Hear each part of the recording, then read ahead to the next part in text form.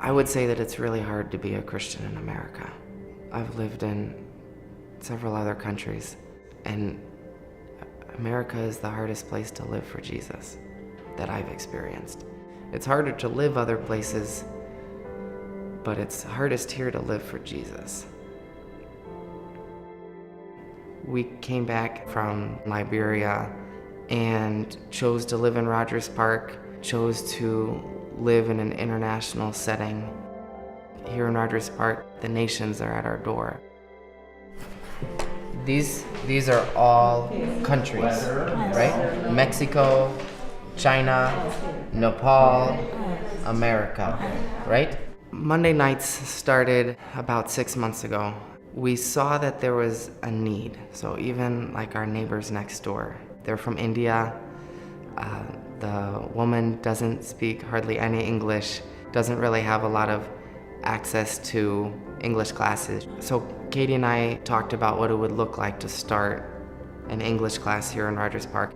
So on Monday nights from 7 to 8:30, we run an English tutoring class. And even though we don't always plan it, every week we've had enough volunteers to put one student and one volunteer together. Like this week, we were supposed to have 2 volunteers and we had 4 students show up, but God brought 2 more volunteers that didn't even sign up. And I think that that's awesome how God's working it out, that we can get one-on-one contact with people that are willingly coming in, wanting to listen, wanting to learn.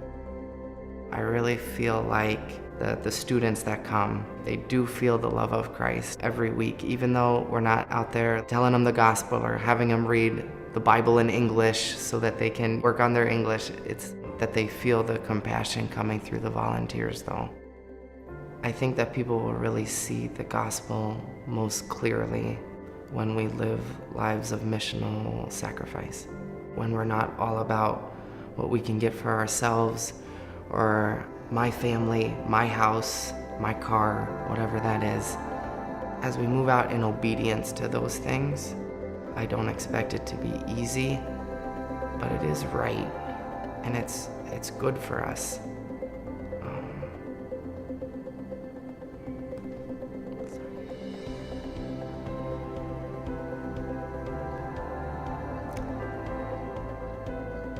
I would hope that embracing the cultures around us, loving our neighbors,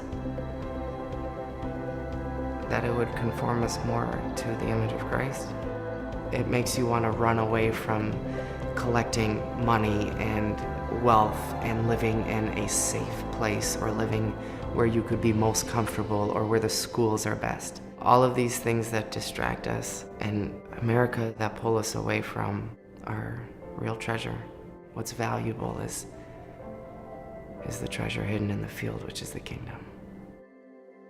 We all have a part in this. The Great Commission is for all of us. If we live under God's good hand, then He's also put a burden on every one of our hearts. Somewhere someone is hurting or someone is in need, there is a load that you can lighten somewhere, even if that means your burden is heavier. There's nights where I don't want to come here. Every time I leave, I know that it's where God wants me on a Monday night. 3, 3, 6, 1, 2. Perfect. That is perfect. You're getting it. I do think that every person does have a Monday night that God wants them to be living out. Jesus talks about counting the cost. And so I would say to do that, to count the cost, but to know that the end is worth it, that God is better.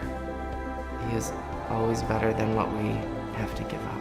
Whether that's our time or whether it's our money, whether it's reputation at work, God is always better. At the end, I guess, when I stand before God, I want to hear well done, if that makes sense.